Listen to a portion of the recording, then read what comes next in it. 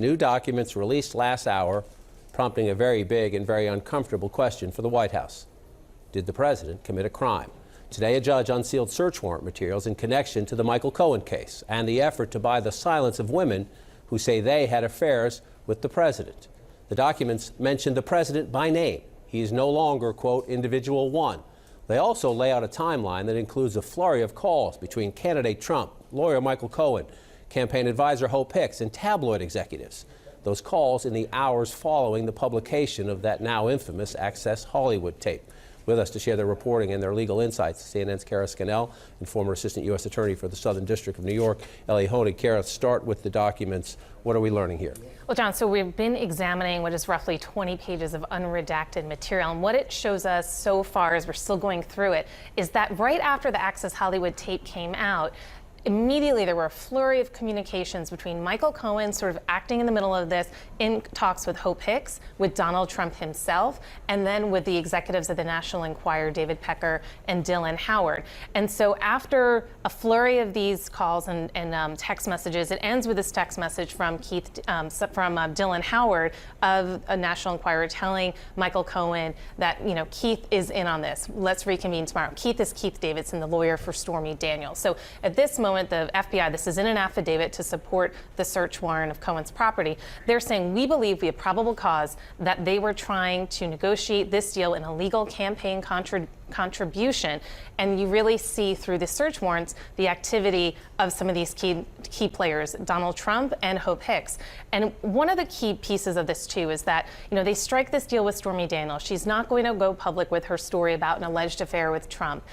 And during this period where they're finishing this up, where Cohen is beginning to wire the $130,000 payment to Stormy Daniels, he has at least 2 conversations with Donald Trump on that day, when he is having multiple conversations, also with AMI, with Keith Davidson. But he has 2 conversations that day with Donald Trump. And when Cohen pled guilty, he said he made these payments in coordination with and at the direction of the candidate Donald Trump. Because you've called the president's tweets, to quote you, reprehensible, racist, and Neanderthalish.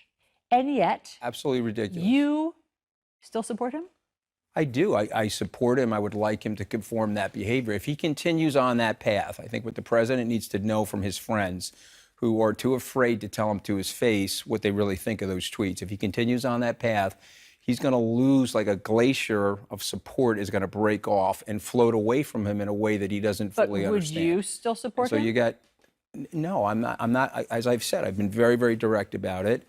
I like the president a great deal personally. Yeah. I've supported the agenda, raised a lot of money for him. With these tweets, he would lose your support. Oh, not just my support. I think that the message to the president is there's going to be a large glacier of people that under their breath are saying this is ridiculous. He has friends of his in the White House that are working for him that are telling reporters that these tweets are racist, but I can't say anything because I got to keep my job. But at what point? And when that glacier breaks, when does it's going to be very bad. When does that happen? When does he lose your support? I mean, since you've already called these tweets racist, what are you waiting for? Let's see what he does.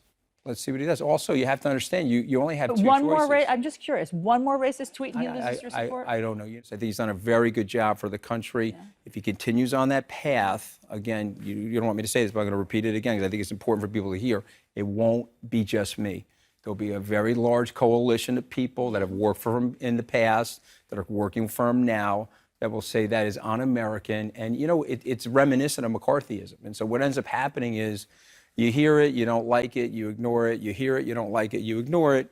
You hear it, you don't like it, you say, okay, wait a minute, this is not the direction that the country has to go in. And so if you're weighing the policies and you're weighing that strategy versus what America stands for, okay, you're making a very big mistake.